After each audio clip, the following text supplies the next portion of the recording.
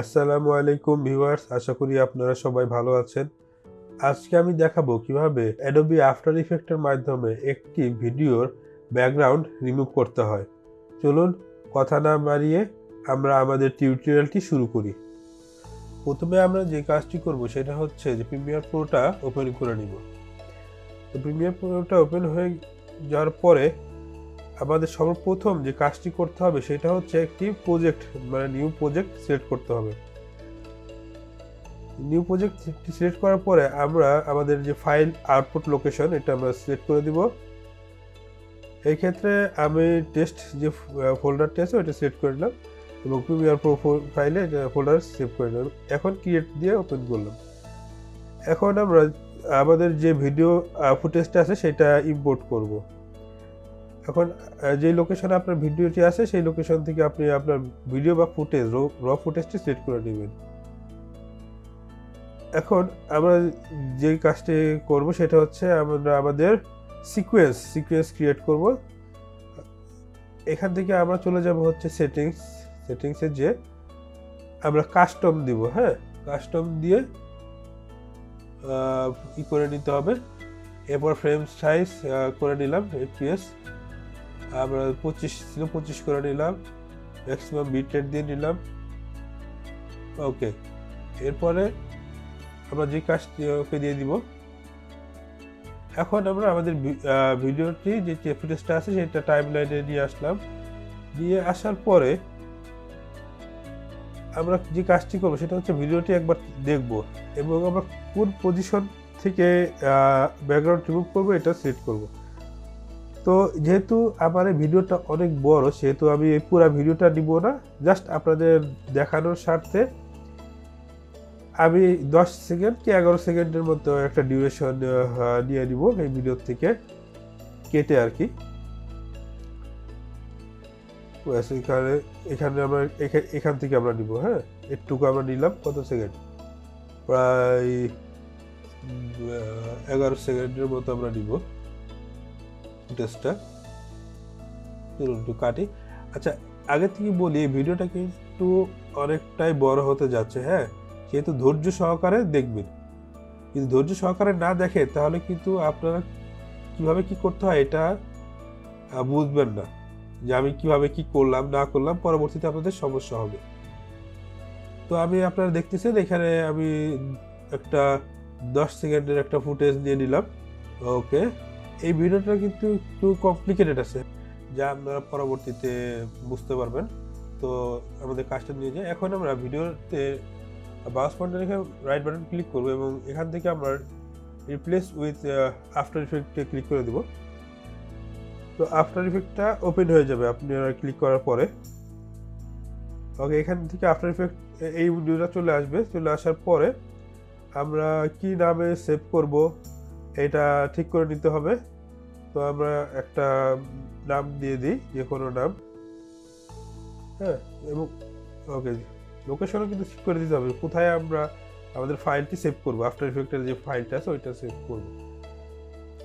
তো আমরা নামটি দিয়ে দিলাম, নাম দেওয়ার পরে সেভ দিয়ে দিব। সেভ দিলে দেখবেন যে আমাদের একটি কম্পোজিশন তৈরি হয়ে যাবে। তো আমরা এটি একবার একটু চালু প্লে দিয়ে দেখবো যে সবকিছু ঠিক আছে কিনা, যে ঠিকঠাক মতো আসছে কিনা। ওকে, সব ঠিকঠাক আছে। এখন আমরা যেটা কাজ করব সেটা হচ্ছে আমাদের যে ফুটেজটা আসছে এইখানে এসে আমরা কম্পোজিশন যেইটা আসছে এটার উপর আমরা ডাবল ক্লিক করব, তাহলে আমাদের লেয়ার সিলেক্ট হয়ে যাবে। লেয়ার সিলেক্ট না হলে কিন্তু আমরা কোনো কাজ করতে পারবো না, মানে ভিডিওর যে ব্যাকগ্রাউন্ডটা আছে এটা আমরা রিমুভ করতে পারবো না, আমাদের লেয়ারের উপরেই কাজ করতে হবে। ওকে, তো এখান থেকে আমরা যেটা করবো সেটা হচ্ছে আমাদের রোটো যে টুল ব্রাশটা আছে এটা সিলেক্ট করে নেব। সিলেক্ট করে আমাদের যে সাবজেক্টটা আছে এটাকে আমরা সিলেক্ট করব পুরাটাই খুব সুন্দর মতো, একটু টাইম দিয়ে আমরা এই কাজটি করব। তো যে সমস্যার কথা আমি বলতেছিলাম, দেখেন এখানে কিন্তু আমাদের যে বাম পাশে দেখতেছেন যে সাদা নিচের দিকে, মানে কোটের কালার প্লাস ব্যাকগ্রাউন্ডের কালার কিন্তু মিলে গেছে। এখানে কিন্তু বোঝা যাচ্ছে না যে আবার কোনটা বডি আর কোনটা হচ্ছে আবার ব্যাকগ্রাউন্ড। এইসব ক্ষেত্রে আমাদের কিন্তু খুব সাবধানে এবং আস্তে আস্তে কাজটি করতে হবে। যদি আমরা কাজটা না করি আস্তে আস্তে, তাহলে আমাদের ভুল হয়ে যাওয়ার সম্ভাবনা অনেক বেশি। তো আপনারা একটু ধৈর্য সহকারে দেখেন, আমি একটু কেয়ারফুলি কাজটি করি।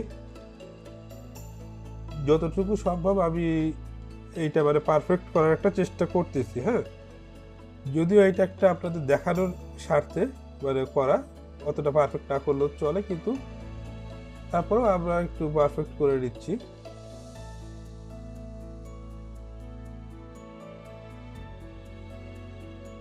ওকে, আর একটু হবে। হ্যাঁ, এইখানে মনে হয় বেশি হয়ে গেছে, রিসেট করলাম। ওকে, একটু রাস্তা করি। ঠিক আছে,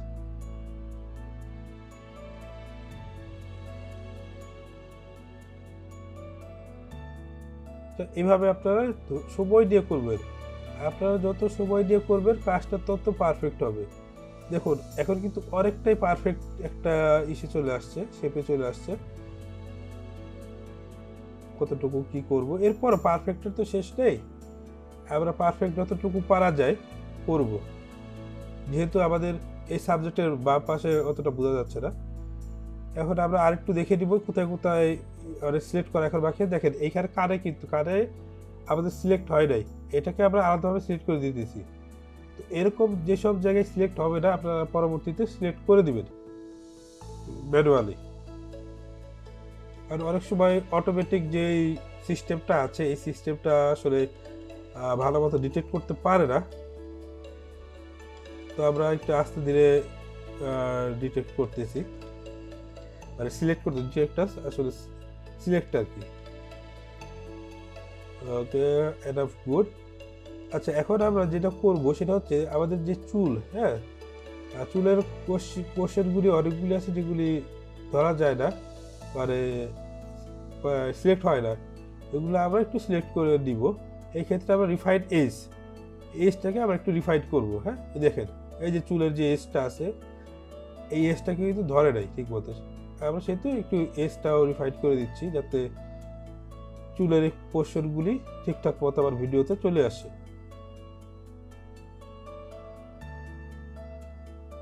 তো আপনারা খুবই কেয়ারফুলি করবেন। এখানে আমি একটু ফেদার বাড়াই দিতেছি, ফেদার যেটুকু করা যায় এজের, যাতে আবার ব্যাকগ্রাউন্ডের সাথে পরবর্তীতে ভালো মতো মিশে যায়। ওকে, দ্যাটস গুড। আর কিছু করা লাগবে না, আর কিছু করার দরকার নাই। ওকে, দ্যাট ইজ এনাফ। আচ্ছা, আমরা একটু এখন ফিট করে নিতেছি, ফিট করে নিলাম। এখন আমরা ব্যাক করবো, মূল পেজে যাবো। এই দেখেন মূল পেজে যাওয়ার সাথে সাথে কিন্তু আমাদের ব্যাকগ্রাউন্ড কিন্তু অটো চলে গেছে। হ্যাঁ, ব্যাকগ্রাউন্ড আর নাই। এখন আমাদের এটা প্লে দিতে হবে। প্লে করলে কি হবে, আমাদের যে আফটার ইফেক্ট আছে সেটা অটো অ্যানালাইজ করতে থাকবে এবং এই ফ্রেম বাই ফ্রেম এর ব্যাকগ্রাউন্ডগুলি সে রিমুভ করতে থাকবে। কোথাও যদি ইমপারফেকশন থেকে থাকে তাহলে আপনারা ওই ইমপারফেকশন ঠিক করে আবার প্লে দিয়ে দিবেন, তাহলে অ্যানালাইজ স্টার্ট হয়ে যাবে। এই কাজটি করতে গেলে কিন্তু অবশ্যই আপনাদের কম্পিউটারের যে কনফিগারেশন আছে এটা অবশ্যই ভালো লাগবে।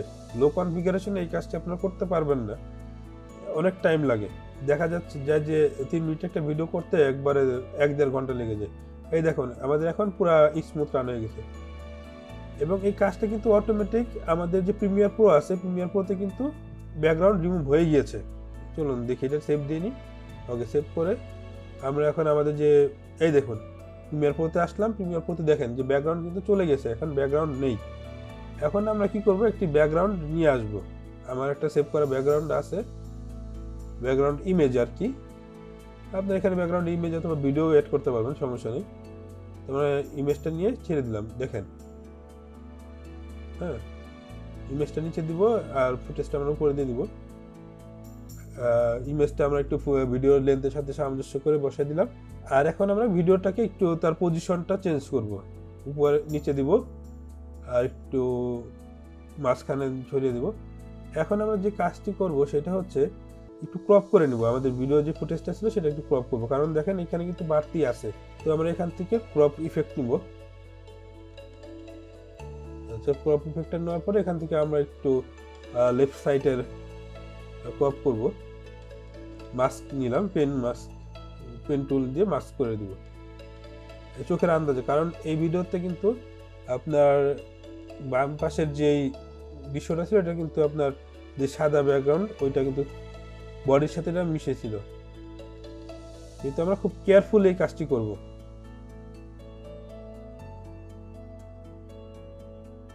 ওকে, একবার সুন্দর মতো আমরা একটু করে নিচ্ছি, এবং এটি কিন্তু ঘুরে ঘুরে দেখতে হবে যে আমাদের কতটুকু কাটলাম না কাটলাম, এটা কিন্তু আমরা দেখে নিতে হবে। বারবার প্লে দিবেন, দেখবেন যে কতটুকু কি করলে বডিটার সাথে সামঞ্জস্য হতো। আমাদের আর একটু রিফাইন করতে হবে, আরো রিফাইন করতে হবে, কারণ দেখুন বাম পাশের সাথে ডান পাশের সাথে বাম পাশে কিন্তু মিলতেছে না। আর একটু মাস্কটা ঠিক করে নিব, মাস্কের যে ক্রপ আর কি, ক্রপ এটা আমরা পেনের এটা একটু কাটবো, আর একটু কাটবো। ওকে, আচ্ছা, আর একটু হবে জিনিসটা। দেখেন এখানে কিন্তু আর একটু চুকা হয়ে গেছে, মানে ন্যাচারাল লাগতেছে না। এটা আমরা একটু ন্যাচারাল করবো আর কি। দেখি আর একটু যদি কাটি বা ভিতরে দিই হয়তো জিনিসটা দেখতে ভালো লাগবে, অনেকটাই বেটার। এরপর আর একটু লাগবে,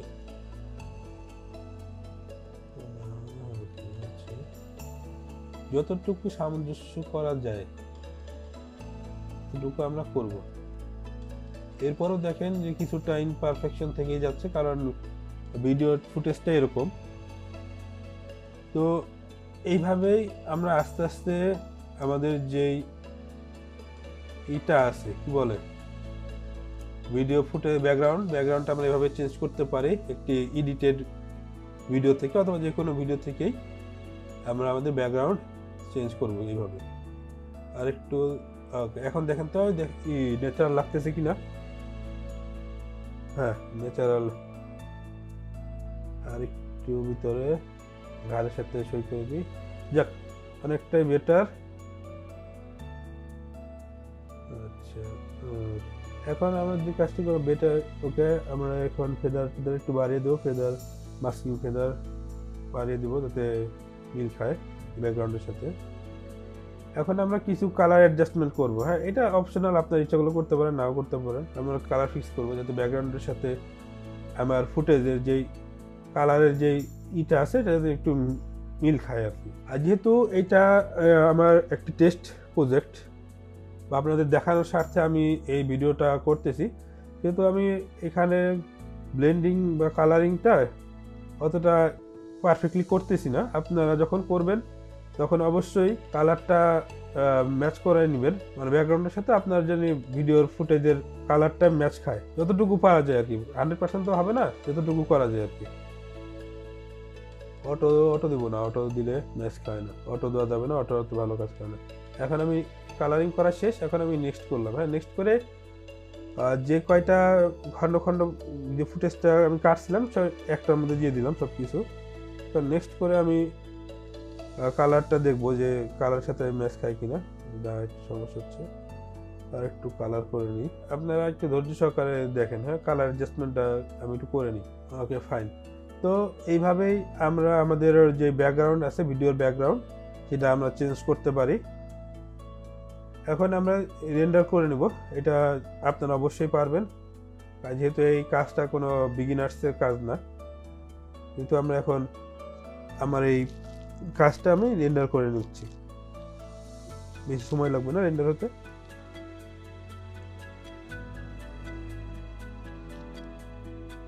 ওকে, রেন্ডার।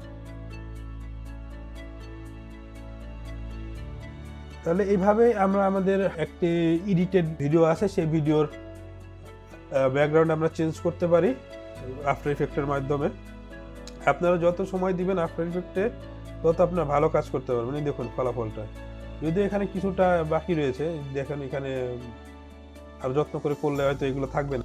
তো আশা করছি আমার এই ভিডিওটি আপনাদের ভালো লেগেছে।